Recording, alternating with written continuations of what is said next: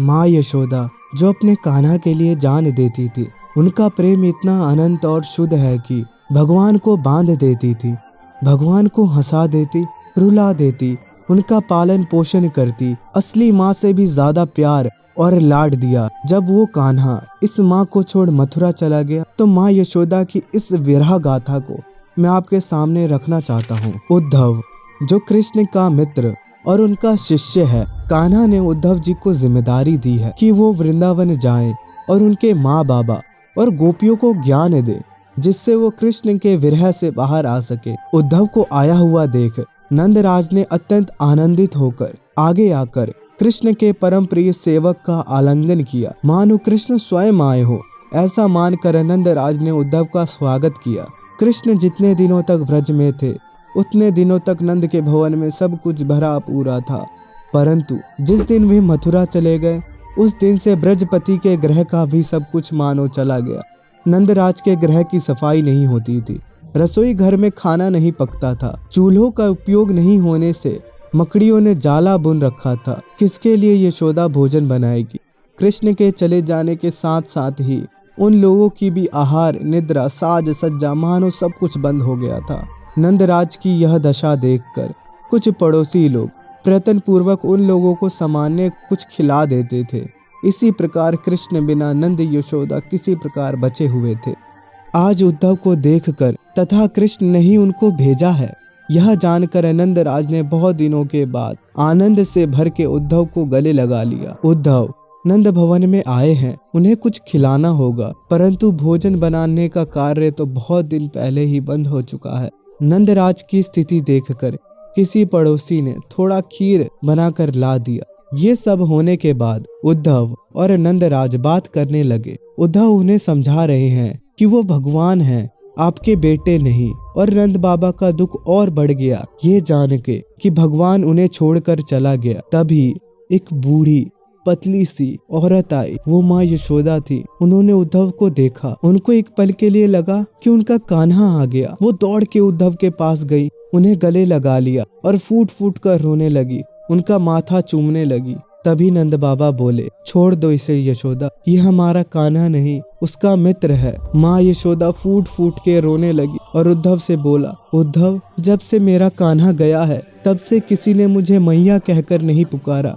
कान तरस गए हैं उसके मुंह से मैया सुनने के लिए। एक बात मेरे कृष्ण से कह देना उद्धव, वो एक बार आए और द्वार पर खड़ा होकर बस मैया कहकर वापस चला जाए। हमने सुना है वो भगवान है, सब लोग कहते हैं कि भगवान ने अवतार लिया है। उद्धव ने कहा, हाँ माँ, वो भगवान है, अवतारी पुरुष है। ऐसी थोड़ी उन्होंने कालिया नाग पे नृत्य कर दिया, गोवर्धन उठा लिया, वो भगवान है माँ। माँ ने कहा, यदि वो भगवान है तो एक बार अपने इस भक्त की इच्छा पूरी कर दे, द्वार पर आकर मैया कहकर चला जाए। मुझे उसका सांवला मनमोहन सूरत देखना है। उद्धव कह देना अपने मित्र से। उद्धव बोले, माँ वो भगवान है, भगवान किसी के बेटे, भाई, मित्र प्रेमी नहीं होते। आप इस ज्ञान को स्वीकार करो, वो पार ब्रह्म है, वो किसी के बेटे नहीं। माँ यशोदा बोली, तुझे भ्रम हुआ है उद्धव, वो मेरा बेटा है, मेरा लाल है। उद्धव बोले, मुझे भ्रम नहीं माता, मैं वेदों शास्त्रों का ज्ञाता हूँ। मैया बोली, अच्छा अगर वो भगवान है तो उद्धव तो तुम बताओ, क्या कोई भगवान को बांध सकता है? क्या ब्रह्मा विष्णु शिव कोई भी तुम्हारे पार ब्रह्म कृष्ण को बांध सकता है? उद्धव बोले, नहीं माँ, उन्हें कोई बांध नहीं सकता। मैया बोली, वो देखो उखल पड़ा है, उसे बांधा है मैंने, उससे बांधा है, उसकी गलतियों पे उसकी पिटाई भी लगाई है। और क्या तेरे भगवान को कोई दूध पिला सकता है?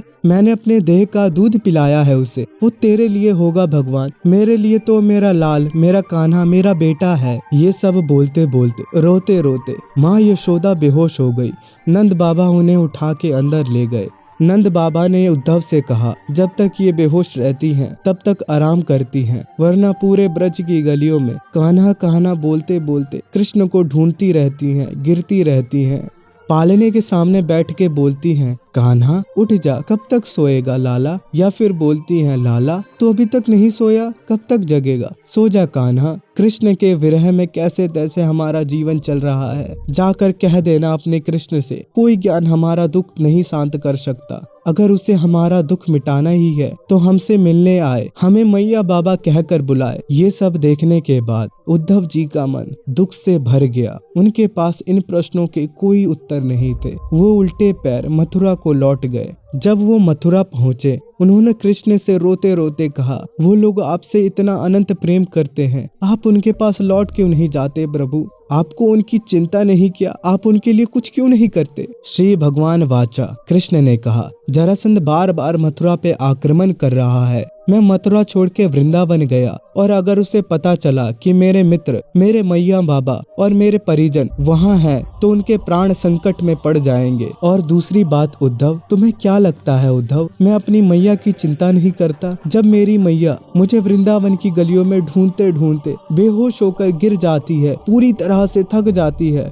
तो तुम्हें क्या लगता है उन्हें सही सलामत घर तक कौन छोड़ के आता है? मैं हमेशा अपने दिव्य रूप में अपनी मैया के साथ रहता हूँ, पर वक्त की जरूरत ही ऐसी है कि मैं उन्हें कभी प्रत्यक्ष रूप से नहीं मिल सकता। नंद बाबा और माँ यशोदा के इस प्रेम के आगे खुद भगवान भी दास हैं। ये साधना ही उन्हें कृष्ण को अपने ओर खींचने पे मजबूर करती है। अगर आप मुझे अभी तक सुन रहे हो तो मैं आपको कुछ समझाना चाहता हूँ। जैसे कि माँ यशोदा ने कहा, उन्होंने कृष्ण को बांधा है, पर जो भगवान ब्रह्म है, अनंत है, उसे कैसे बांधा जा सकता है? जब दुर्योधन ने भगवान कृष्ण को बांधने की कोशिश की थी तो भगवान ने अपना अनंत रूप दिखाया, कैसे वो ब्रह्मांड में हर जगह है। भीष्म पितामह भी वही है, मामा शकुनी भी वही है, कर्ण भी वही है, अर्जुन भी वही है, और खुद दुर्योधन भी वही है। दुर्योधन उन्हें बांध नहीं पाता, उनका अनंत रूप देख के डर से कांपने लगता है। तो फिर माँ यशोदा ने कैसे बांधा भगवान को? यही आता है प्रेम। भगवान ना पूजा के भूखे हैं, ना तुम्हारे मंत्रों के उच्चारण के भूखे हैं, ना तुम्हारे पकवानों के भूखे हैं। वो केवल और केवल भाव, प्रेम भाव के भूखे हैं। दुर्योधन ने उन्हें घमंड से बांधने का प्रयास किया, इसलिए भगवान ने अपना रूप अनंत विस्तार कर लिया। लेकिन माँ यशोदा का प्रेम ही ऐसा है कि कान्हा को बंधने में भी मजा आता है। उन्हें सुख मिलता है कि उनका भक्त उन पे हक जताता है, और उन्हें अच्छा लगता है कि उनका भक्त उन पे अपना अधिकार मानता है। इसी अधिकार से माँ यशोदा ने कृष्ण भगवान को बांधा था।